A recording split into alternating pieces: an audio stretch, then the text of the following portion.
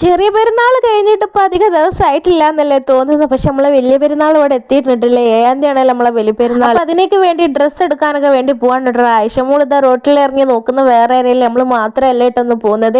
റാഷിയാക്കൻ്റെ ഫ്രണ്ടും ഫാമിലിയും ഉണ്ട് കേട്ടോ. അപ്പോൾ ഞങ്ങളെല്ലാവരും കൂടി ഒരു വണ്ടിയിൽ പോകാമെന്നാണ് വിചാരിച്ചത്.